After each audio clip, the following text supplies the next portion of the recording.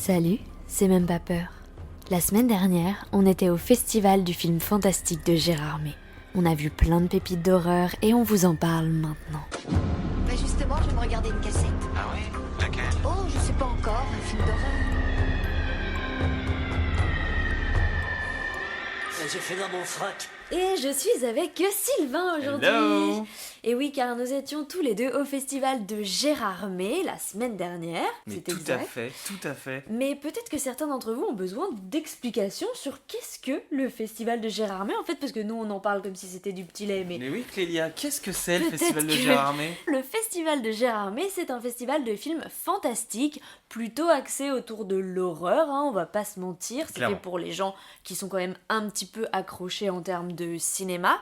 Et d'intestin. Et d'intestin, on vous en parlera, oh oui. C'est un festival qui a lieu tous les ans, 4-5 jours, à peu près au mois de janvier, dans le décor des Vosges. Ambiance brume et film d'horreur, le décor va avec le festival. On vous invite à le faire, c'est une super expérience. On va vous parler des différents films qui étaient en compétition, ceux qui étaient hors compétition, mais surtout nos coups de cœur. Et vous avez de la chance parce que nos coups de cœur vont, je crois, tous sortir au cinéma en France cette année. Donc vous aurez un preview de ce qui va sortir en termes de cinéma d'horreur et croyez-moi, on a vu des sacrées pépites. J'espère que vous êtes accrochés. Mais Sylvain, je vais te laisser commencer parce que t'as vu moins de films en compétition que moi, donc peut-être tu veux parler de ceux que t'as vus d'abord. Ouais, carrément. Bah, effectivement, j'ai pas eu la chance de faire tout le festival. Je bossais jusqu'à vendredi. Et du coup, en compétition, écoute, j'ai vu des trucs qui étaient vraiment très cool. C'est des films qui viennent de partout. On a des films portugais, français, belges, américains, italiens, coréens, japonais, turcs et même argentins. Et ça, clairement, bravo aux Argentins parce que c'était incroyable. Moi, j'ai vu En attendant la nuit de Céline Rouzet, qui était son premier film de fiction. C'était un film qui parlait de vampires, donc c'était un peu inscrit dans la thématique du festival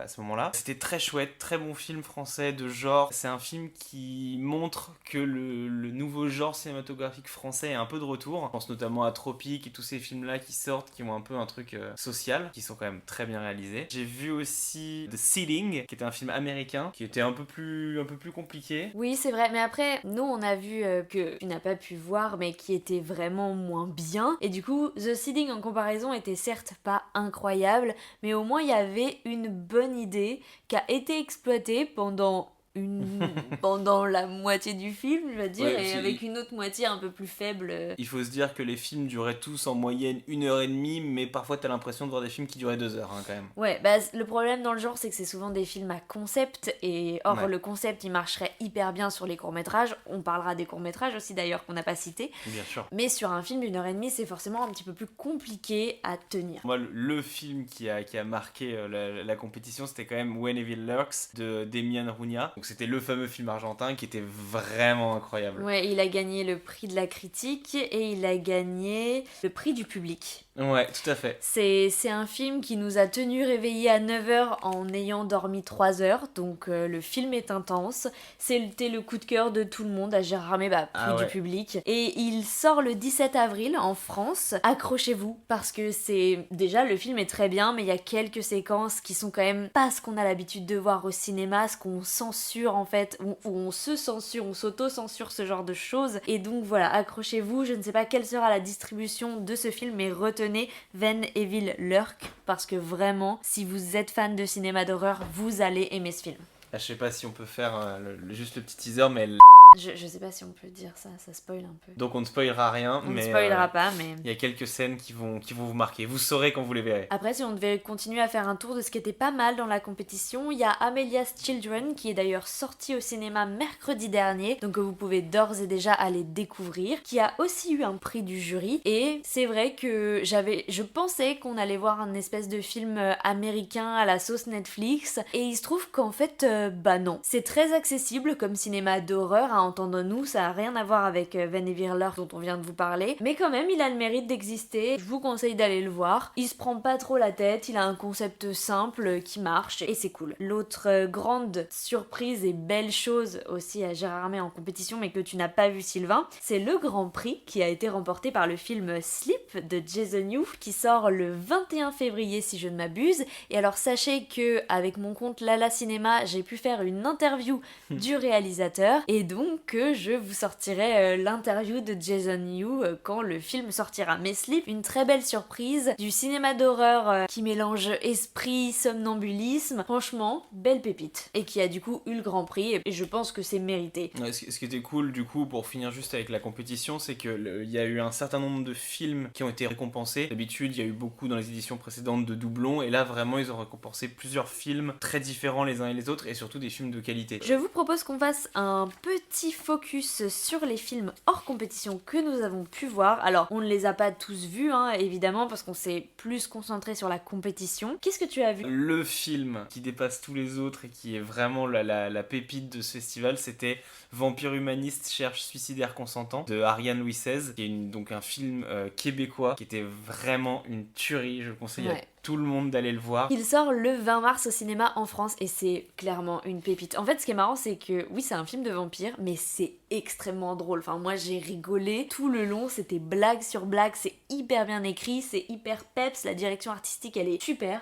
Ah ouais. Vraiment, c'était un bonbon, un bijou, ce film. Ah, le jeu des comédiens était fou. C'est vrai que, bon, après, le côté québécois fait que c'est vraiment mot contre triple quand on les écoute et quand on suit le truc. C'est très drôle, c'est bien fait, ils ont un humour qui est vraiment bien écrit, et juste l'histoire est géniale. En fait, c'est une histoire hyper fraîche, c'est un truc qui est à la fois quelque chose qui a une petite morale, qui est assez sympathique, et à côté, c'est hilarant. Et en plus, ça faisait du bien, je trouve, de voir un peu de comédie après s'être enfilé une dizaine de films d'horreur ou de films déprimants. Après aussi. la morsure. Après la morsure dont on va vous reparler. C'est vrai que c'était chouette et surprenant de voir une comédie et de vraiment sentir les gens rire dans la salle au lieu de crier. Parce qu'il y a aussi, ce dont on n'a pas parlé, c'est l'ambiance qu'il y a dans les salles à Gérardmer, c'est-à-dire qu'à chaque début de film, les gens font des cris, les gens font des bruits pour stimuler l'horreur chez les spectateurs, et c'est vrai que c'est une expérience, ce festival, cinématographique mais aussi sensorielle, je dirais. D'ailleurs, si vous êtes allé à Gérardmer cette année ou une autre année, n'hésitez pas à nous le dire sur notre Instagram, même pas peur podcast. On sera ravis éventuellement de pouvoir vous y retrouver l'année prochaine. Sinon, en hors compétition qu'on a pu voir, alors moi j'ai vu un documentaire qui s'appelle Keidan, histoire étrange de fantômes japonais, qui est français, et c'était intéressant, c'est le seul documentaire que j'ai vu, et pour le coup c'était assez horrifique parce que les fantômes japonais dans la culture et dans le folklore, ça fait quand même assez flipper, on va pas se mentir, et là il y avait plein d'extraits de films flippant, et en plus il y avait que moi dans la séance, tous mes copains étaient partis voir autre chose, alors moi j'étais un peu pipi dans mon pantalon, toute seule dans ma salle, mais voilà, je tenais quand même à dire que j'étais contente d'être allée voir ce film. Mais le tout dernier film qu'on a vu était un hors compétition, et c'est Le Mangeur d'âme, au cinéma le 3 avril. Et alors, qu'est-ce qu'on en pense du Mangeur d'âme ? On aime beaucoup Julien Maury, Alexandre Bustillo, parce que c'est quand même parmi des réalisateurs, parmi les précurseurs du cinéma de genre et d'horreur au début des années 2000, donc vraiment c'est cool. Le Mangeur d'âme, c'est un truc qui est très différent de ce qu'ils font, parce que c'est moins de l'horreur que vraiment du thriller un peu pur et dur. Mais voilà, comment dire, c'est intéressant, les images sont très belles. Il y a des petites fluctuations dans le jeu d'acteur, mais je les garde dans mon cœur parce que j'aime beaucoup ces deux réalisateurs. Moi j'ai été assez emportée par l'histoire, hein. Vraiment c'est plus un thriller qu'un film d'horreur, hein. On peut dire ça, je pense. Donc j'ai été emportée par l'histoire, parce que ce genre d'histoire dans les thrillers, ça me prend, y a pas de souci. J'ai eu du mal avec le jeu d'acteur, j'ai eu un peu de mal avec le fait qu'il y ait une patte très téléfilm, et je pense que c'est le truc qui m'a un peu sorti. Après, l'histoire en tant que telle est pas mal, mais je pense que j'aurais pu le regarder sur ma télé, que ça aurait fait pareil. Après, c'est le problème de voir un film sur une enquête policière, ça rappelle tous les téléfilms qu'on peut se taper. Oui, et puis tous les téléfilms sur lesquels on a travaillé aussi. Oui, donc, aussi, ça joue, ouais, bien sûr. Et en hors compétition encore qu'on a vu, il y a le film donc La Morsure, qui sort le 15 mai. De Romain de Saint-Blanca. Alors c'est marrant parce que dans la team, il y avait vraiment des gens qui ont adoré La Morsure, ça a vraiment été un running gag. Il y a eu deux équipes. Il y a eu deux équipes, il y a eu ceux qui ont vu La Morsure pendant que moi j'étais allée voir un autre truc, qui sont revenus en me disant « t'as raté le meilleur film du festival ». Et il y a ceux qui sont du coup allés voir le film le lendemain parce que les premiers leur avaient dit que c'était trop bien, et qui ont été un petit peu déçus, je dirais, du film. C'est pas mauvais, loin de là, mais par rapport à l'engouement qu'avait suscité le premier groupe, c'est sûr qu'on n'a pas eu le même. Ouais, c'est quand même que les gens sont venus nous dire que c'était le meilleur film de tout le festival. Et forcément, quand on te donne beaucoup d'attentes, tu as beaucoup d'espérance. Et là c'était plus compliqué. C'est un premier film, c'est pas forcément quelque chose qui soit habituel dans la réalisation, dans le sujet et surtout dans la façon dont c'est exploité. Ouais, perso, je fais partie de l'autre équipe, du coup j'ai eu énormément de mal. Mais voilà, je peux pas non plus nier qu'il y ait des belles images, que ce soit plutôt bien fait. J'ai l'impression de lire tes critiques sur Letterboxd. Et voilà, encouragement pour le réalisateur, mais moi personnellement, j'ai pas été emmené. Oui, c'est ça, parce qu'il faut savoir que moi, pendant tout le festival, à chaque film, c'était pas mal ou belle lumière. C'était vraiment très belles images. Très belles images, c'était ce qui revenait, mais parce que j'arrivais pas à digérer les films aussi vite et on en voyait 4 par jour, donc c'était trop pour moi pour que j'ai le temps d'y réfléchir. Donc à chaque fois, j'étais j'ai bien aimé, et quand je demandais aux autres, ils étaient non, j'ai pas aimé. Donc j'avais l'impression d'avoir vraiment pas les mêmes goûts que les autres. Et il me fallait juste un petit temps de réflexion. On en a fini avec les hors compétition. Est-ce qu'on se ferait pas un petit focus court-métrage? Parce qu'il faut savoir qu'il y a une compétition de court-métrage à Gérardmer. Cette année, ils étaient 5 réalisateurs, tous français, tous des hommes. Triste, mais faut le dire. C'est peut-être ce qui est un peu dommage. Après, on ne sait pas ce qui a été présenté, évidemment. Mais en tant que réalisatrice de court-métrage de genre, j'aurais bien aimé voir une femme aussi dans la compétition court-métrage. Mais bon, on ne sait pas ce qu'ils ont reçu. On ne sait pas dans quoi ils ont choisi. Quoi qu'il en soit,